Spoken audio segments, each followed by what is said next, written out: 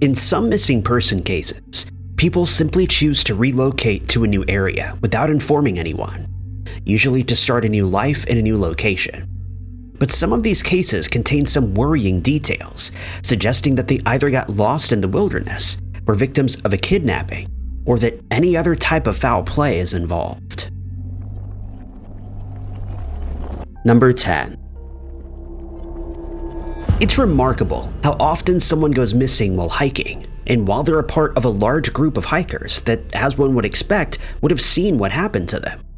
But in many of these cases, the missing person decided to split from the group and they were never seen again. A good example of this is the case involving the disappearance of Jim Carter, a 32-year-old man from Seattle, Washington, who's been missing since May of 1950. Jim was an experienced outdoorsman and hiker who traveled to Mount St. Helens to join a group of 20 hikers for a hike. The entire group traveled up the mountain together and managed to reach the top, where they took in the scenery before starting the trek back down. But as they reached an area called Dog's Head, which is situated about 8,000 feet from the base of the mountain, Jim decided to deviate from their plans. He wanted to take a photo of the group while they were making their way down, and to do so, he had to ski to the left of the trail. This didn't cause the rest of the group any concern, since he was also an experienced skier. But what happened next left the rest of the group baffled, and it's since resulted in several conspiracy theories as to what happened to Jim. It's believed that he took the photo, but instead of rejoining the group, he started skiing down the mountain at breakneck speed. They would later tell investigators that no one would have sped down the mountain as he did unless something was terribly wrong. Not only was he going too fast, but he jumped over several crevices, and he seemed to be fleeing from something, since he seemed terrified. In a matter of seconds, he disappeared from the group's view, and he was never seen again. It's now been 75 years since that fateful day, and investigators are no closer to finding out what happened. Adding further mystery to this case, some searchers stated that while they were scouring the mountain for the next 5 days, they felt as though they were being watched. One searcher stated that the hair on the back of his neck would stand up on occasion, and the entire area had an eerie atmosphere to it. Some people believe that Jim was fleeing from a Sasquatch at high speed, but no strange tracks were found in the snow, and no further signs of the missing man were ever found. Number 9. 49-year-old Jerry McCohen is yet another experienced outdoorsman who somehow disappeared while out in the wilderness, and who's not been found years after he went missing. Jerry was a well-known hunter in his hometown of Malin, Oregon, and his disappearance took those who knew him by complete surprise. At the time, he was living on the family's farm where he grew potatoes, grain, and alfalfa. Also living on the farm were his parents, Bertha and Clifford, who never received any answers as to what happened to him, despite several searches being conducted. They described him as a very independent single man who didn't always let them know what his plans were, but they knew he was experienced in the wilderness, as he often went hunting with his bow and arrows. He preferred using this equipment rather than firearms. The last time that his parents saw him was on the 21st of September 2002, when he set out from the farm, which was located in the area of the 24,200 block of Old Main Highway. He told them that he was heading to Doorknob Snowmobile Park, where he intended to do some hunting. The park was located in Siskiyou County, California, and he set out to the notorious Mount Shasta with his bow and arrows at the ready. His parents saw him set off in his brown and white 1986 GMC pickup truck, and they expected him to be back later that evening, but Jerry never came home. Later that night, they became concerned that something may have happened to him, and they contacted the police. Initial searches of the area didn't provide investigators with any leads, but 2 weeks after he had gone missing, Jerry's truck was found. On the 8th of October, it was discovered in a dense wooded area close to Medicine Lake Road. This area is located close to the snowmobile park. It was found by a group of hunters who saw a flyer detailing Jerry's disappearance. The flyer was stuck to the wall of a packing shed in the valley, and they immediately informed the police. When investigators and his family searched the truck, they found that the heater had been turned all the way up and that the radio was turned off, which was not unusual according to his parents. Since they now finally had their first clue, more than 100 volunteers and professional searchers started scouring the area. But to their frustration, not a single clue was found. Search dogs looked for his scent to no avail, and the helicopter provided by the California Highway Patrol failed to spot any sign of him from the air. A 10-square-mile area was thoroughly searched, but with no positive result. Bertha and Clifford are certain that Jerry was a victim of foul play, since they feel he would never have simply gotten lost in an area that he knew like the back of his hand. They also stated their belief that his truck was driven to the area where it was found by someone else, and a $20,000 reward for information was offered, but it was never collected. None of Jerry's clothing, equipment, or weapons were ever located, and his fate remains undetermined to this day. Number 8. Investigators say the case of the disappearance of 21-year-old Mary Virginia Carpenter is the oldest cold case in the state of Texas, and more than 75 years later, no one has been able to figure out where she is or what became of her. Mary hailed from Texarkana, and she had aspirations of becoming a nurse or a lab technician. And in pursuit of this dream, she relocated to Texas, arriving in Dalton on the 1st of June, 1948, and she planned on enrolling at Texas State College for Women, where she planned to take a summer class. It's known that she traveled there on Texas Special No. 31 passenger train, and she met a woman called Marjorie Webster during the trip. Marjorie was a teacher who was also planning on enrolling at the college, and they got to know each other during the 6-hour journey to Texas. Once they arrived, they decided to share a cab to the college's dorm rooms, as was confirmed by the cab driver, Edgar Ray Zachary.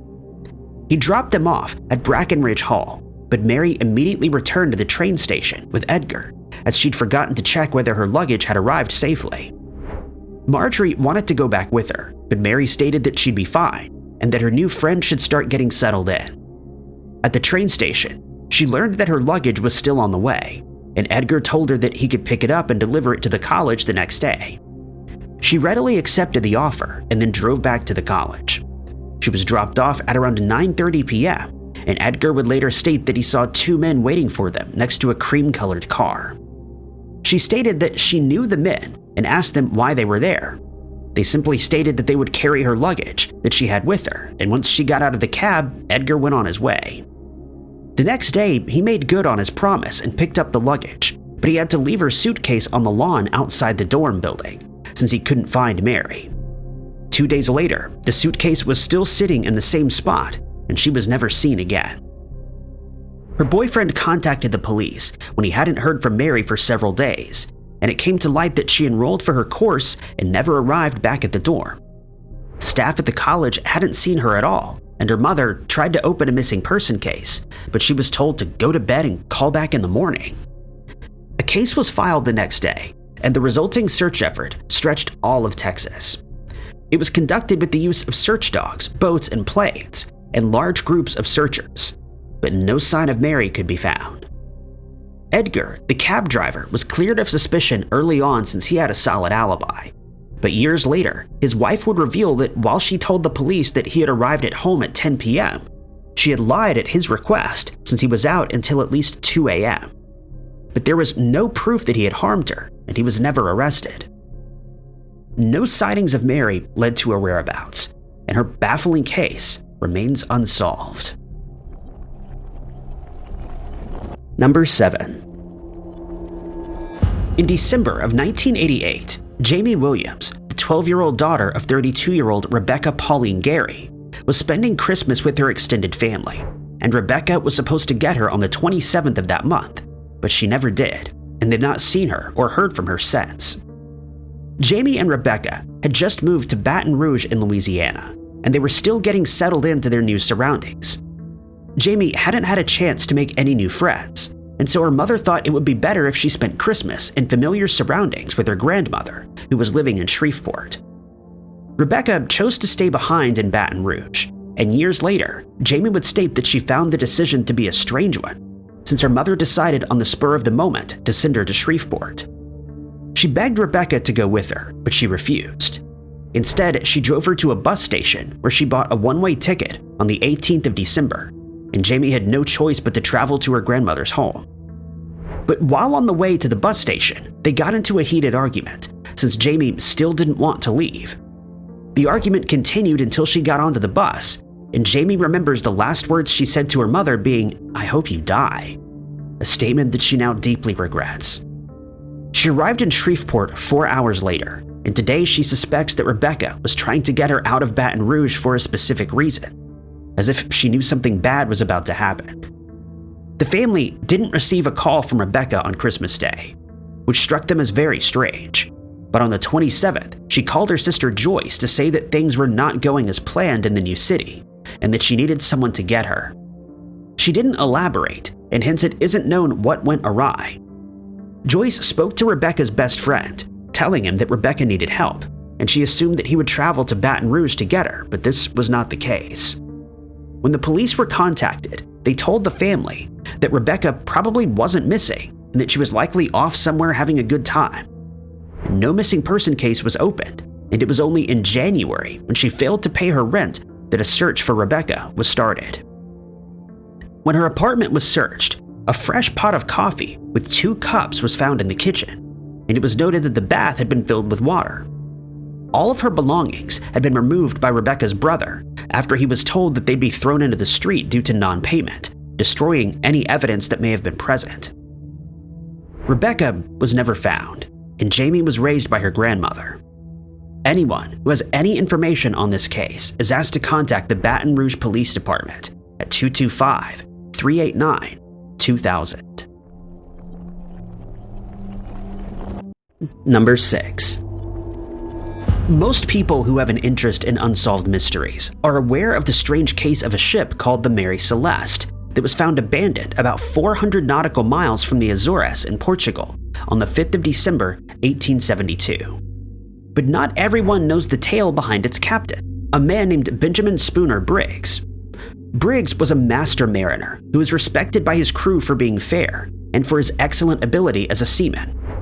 Before he became the captain of the Mary Celeste, he commanded several other ships and quickly gained a reputation as a trustworthy and well-versed skipper. He was married to Sarah Cobb, the daughter of a reverend, and was known to be a religious man himself who did his best to remain humble under any circumstance. They lived in Marion, Massachusetts, specifically in Rose Cottage. On several occasions when Briggs set sail, Sarah would accompany him, and by all accounts, he was extremely devoted to his family, but also to the crew that served under him. Sarah and their daughter Sophia would join him on that last journey aboard the Mary Celeste, which set sail from New York on the 7th of November, 1872. The ship was filled with industrial-strength alcohol and was scheduled to sail to Genoa in Italy, but no one could have foreseen the tragedy that was about to befall the ship and everyone on board. The crew of a ship called the Del Gratia would later report that they saw the Mary Celeste sailing in the mid-Atlantic Ocean on the 5th of December, but they immediately noticed that something was wrong, as they could see no crew on deck, and it seemed to be drifting aimlessly. The captain of the Del Gratia ordered a few of his men to row out to the Mary Celeste and report back what they had found. When they returned, they stated that the ship seemed to be in good shape, but they noted that a few of the barrels of alcohol were missing. They found an abundance of water and food aboard, and the crew would have had no problem surviving for several more months.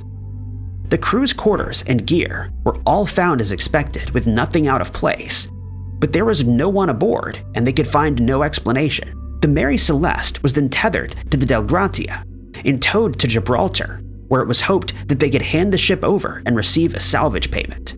But the Attorney General in charge of the inquiry into the disappearance of the crew and passengers immediately knew something was off, and he launched an investigation. He learned that everyone on board left their personal possessions behind. They seemingly didn't take any food or water that was available to them, and it didn't make much sense if they were forced to abandon ship. Furthermore, there seemed to be no reason for the crew to do this, since the Mary Celeste was in good shape and would have had no issues sailing to its intended destination. He suggested that the crew of the Del Gratia had happened upon Briggs and his crew, and then ended the lives of everyone on board to make some quick money. But there were no signs on either ship that any violence had taken place, and the Del Gratia was paid $46,000 for the salvage, only a fraction of what should have been paid. Number 5.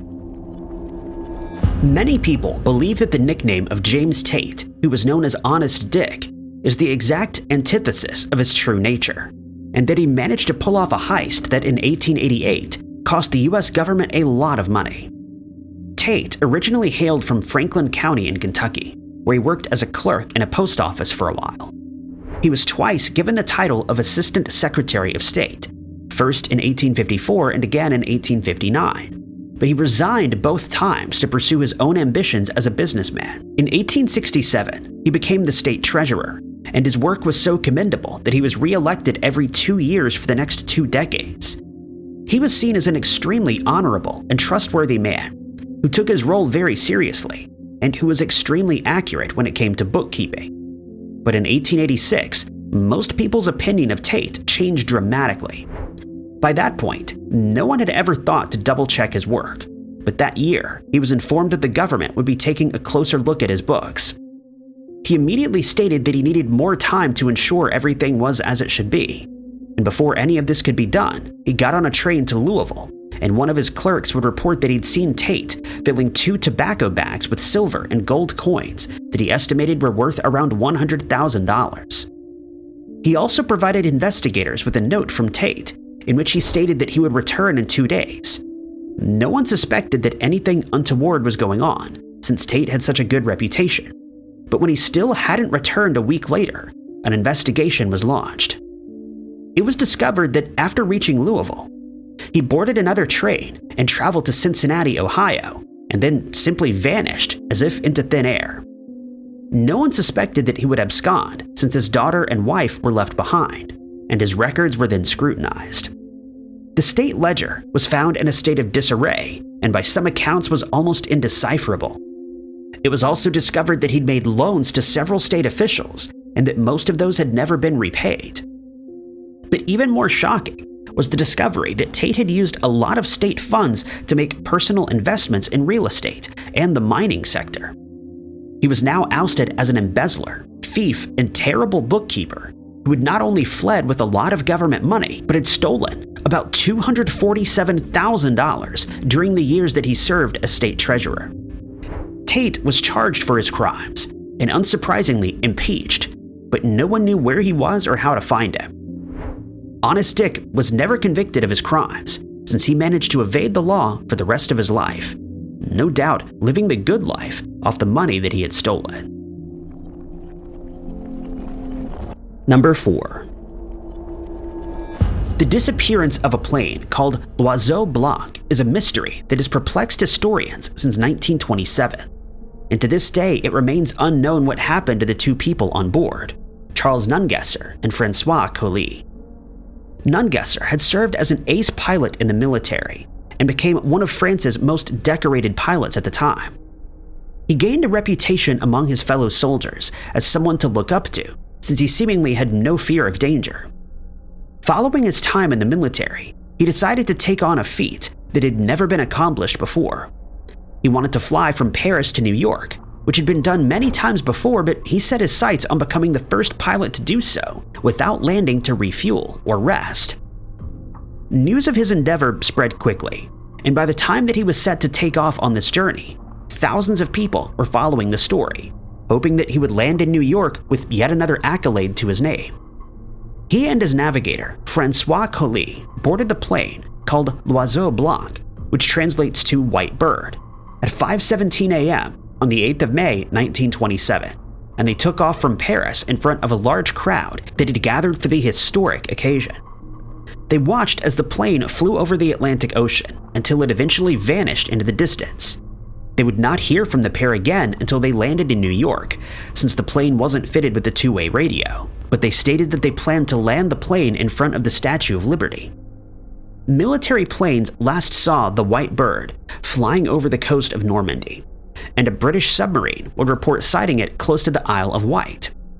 It's believed it was last spotted flying over Ireland, but these reports remain unconfirmed. Aviation enthusiasts were certain that the journey was as good as complete, and a crowd of tens of thousands of people gathered in Manhattan's Battery Park to welcome Nungesser and Colli, but they never arrived, and it was immediately assumed that tragedy had struck. Most people believe that the plane must have run out of fuel while flying over the Atlantic Ocean, and that Nungesser was unable to pilot it to safety. But if this is the case, the two men would have succumbed in the water. Pieces of metal and wood, similar to those used on the plane, were found close to Round Lake Hills, but they were never confirmed as belonging to the ill-fated plane. Many searches were conducted in hopes of solving this mystery, but no sign of Nungesser or Coley was ever found. Number 3. Many theories have been put forward to explain the disappearance of Wallace Fard Muhammad, who's hailed as the founder of the Nation of Islam, but historians are still baffled by his case today, as no definitive answers have ever been found. He was born in Mecca in 1877, but by 1930, he'd relocated to the US. He settled in Detroit, and there he founded the Temple of Islam and the University of Islam, as well as the Fruit of Islam Male Guard Corps. He could be heard delivering sermons in the area and became very unpopular with some people, as he claimed that a race war was about to break out, and because he claimed that Christianity was a religion that was only for the owners of slaves. To make ends meet, he sold silk in Paradise Valley, but continued to preach about dietary restrictions that are governed by Islam and the need for African American people to become self-reliant. According to those who knew him, he was a handsome man who usually wore large robes and a fez. In 1932, he would come under fire from the authorities after one of his followers ended someone's life, and he was forced to flee from Detroit. After the police learned that he had returned on the 26th of April of that year, the university was raided, and when he was found, he was taken into custody, along with several of his followers. This led to clashes between his remaining followers and the police, and he decided that it would be better to leave Detroit and never return. He was never seen again, and since his disappearance, historians have been trying to figure out where he relocated to and what he did with the rest of his life. But to this day, all they have to go by is speculation. It's known that he was driven to the airport by one of his students, whom he had named Elijah, and that before he got on his plane, Elijah begged him to remain in Detroit, but he stated that he had no choice but to leave, and that Elijah should carry on spreading the message of Islam. One theory is that he ended up serving a lengthy sentence in prison in Indiana, and that upon his release he simply faded into obscurity. Another suggestion is that he simply decided to immigrate back to the Middle East and never returned to the US. Some people think that he remained in the US and continued to run Islam without arousing any suspicion, but none of these theories are backed up by any type of proof, since no records of his whereabouts exist after he left Detroit. Elijah would go on to follow Muhammad's footsteps, leading the Nation of Islam for the next 4 decades. He passed away in 1975, after which his son, Warith Muhammad, attempted to guide the Islamic religion towards Sunnism. He remained adamant that Muhammad was still alive and that they spoke on the phone on a regular basis. Another theory, though, posits that Warthdeen's tutor, a man who was hired by Elijah, was actually Muhammad in disguise.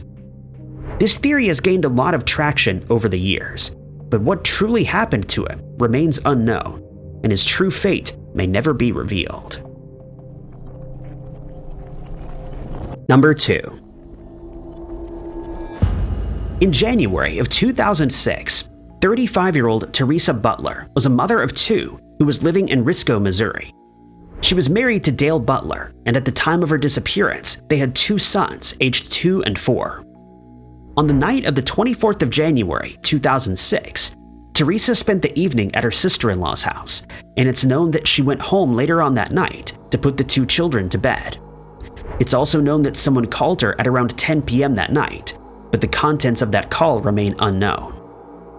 Dale was working overnight at Maverick Tube in Blytheville, Arkansas that night, and he only arrived back home the next morning. But what he found at the house immediately sent alarm bells ringing. Teresa was nowhere to be found, and their 2 sons were located in the couple's room, one hiding under the bed covers while the other was holding an empty baby bottle. Her car, a Jeep, was still parked in its usual spot, but the radio had been removed. Some items had been removed from the house, and fearing that Teresa was abducted during a robbery that went wrong, Dale contacted the police. When the house was searched, no signs of a struggle were found, and there was no indication that someone had broken in. Strangely, one of the keys to an interior door was found broken off in its lock, and the light bulb on the front porch had been removed. Investigators reported that they found unknown DNA in the house, but it's never been revealed in what part of the house it was found, or whether it was in the form of hair, skin, or another type of biological material. It was later revealed that the missing items included a PlayStation console, a video camera, a Nintendo GameCube, a flashlight, a digital camera, and Teresa's purse, as well as her cell phone. It was also noted as strange that her leather jacket was still at the house, as she was known to wear it whenever she went out. When her phone records were checked, it was found that she made 2 calls, the first of which was made at 3:16 a.m., but she dialed the number of a man in Gideon, Missouri, whom she had no connection to, and would later tell the police that he missed the call. She then called the number of a woman in Clarkton, Missouri, and this time the woman answered. She stated that Teresa simply said hello a few times and then ended the call. She didn't notice anything strange about the call and simply assumed that someone had misdialed. This is very likely since Clarkton, Gideon, and Risco have the area code 543, and it's been suggested that she was trying to call for help but dialed the wrong numbers. This begs the question, why didn't she call 911 if she was in distress or had been abducted? Foul play was immediately suspected in Teresa's case, and the details surrounding her disappearance only got stranger from there. Dale told the police that his mother received a note from someone regarding Teresa's disappearance, but he's never revealed its contents or who it was sent by. Several theories were suggested to explain what happened to her, and the truth finally emerged. A man named Melvin Ray Hufford was arrested for ending Teresa's life, and he explained what happened that night. He told investigators that they and another man had spent some time together at her house that night, and that they had used an illegal substance. At one point, she started complaining of chest pain and then lost consciousness, and Hufford realized that she didn't have a pulse. The 2 men panicked and disposed of her body, making it look as though someone had broken into the house. He left her remains in an abandoned house for a few years, but her body was never found. Many people dispute this version of events, but whatever the case may be, Hufford was found guilty of ending her life and was sentenced to 10 years in prison. Number 1. From a very young age, Karina Malinowski and her brother Leon were forced to look after themselves. Their mother passed away while they were still young, and they didn't see their father very often, but they managed to get by. And according to those close to her, Karina grew up to be a kind and helpful woman who loved children and always took the needs of others into account. She fell pregnant when she was 16 years old, but she never revealed who the father was and raised her daughter Annette alone. 4 years later, she met 32-year-old Stephen Malinowski after he finished his military service. The 2 met while he was working for a carnival that was traveling through the country, and in October of 1981 they got married. Stephen was then employed at the Mount Holly Plantation in Berkeley County, South Carolina, and they relocated there the next year. Karina got a job as a convenience store clerk in Somerville, and before long they had 2 sons together. But as time went on, their marriage started to deteriorate, and they could be heard arguing regularly. It was speculated that Stephen had developed an illegal substance habit and that he started drinking. He'd started assaulting Karina, but despite pleas from her brother, she stayed in the marriage. On the 21st of November, 1987, though, a couple had a massive fight over Stephen's drinking habit, and he would later state that she left the house at around 11 p.m. to go for a drive so that she could calm down. When she didn't arrive for her shift the next day, her boss became concerned since she had never missed a shift, and he traveled to the couple's house. He found her locked car parked at the plantation's gate, but she was nowhere to be seen. He believes that the car had been there all night since he noticed dew on the exterior, and when she could not be located, Stephen contacted the police. The plantation and surrounding areas were searched to no avail, and Stephen's polygraph test results were found to be inconclusive. The case went cold until the next year, when a bus driver reported seeing Annette, her daughter, on Highway 32 at 7 a.m. on the 4th of October, 1988. She had her dog with her and seemed to be waiting for the bus on the other side of the road. When he drove past that area again, she was no longer there, and Stephen only noticed that she was missing at 4 p.m. that day. He found a note in her handwriting stating that Teresa had returned and asking him to look after her brothers. Neither Teresa nor Annette has ever been located, and no signs of foul play or abduction have ever been found. The police received an anonymous letter in 2000 in which it was claimed that they had passed away in Sumter County, South Carolina. It contained a map to their graves, but when that area was searched, nothing was found, and both Teresa and Annette remain missing to this day, with most people believing that they started a new life together elsewhere. Thank you guys so much for watching. If you liked this video, be sure to hit that like button. Also, don't forget to subscribe and click that notification bell to keep up to date with all of our future uploads. But my name is Ty Knotts, and I'll catch you guys in the next video.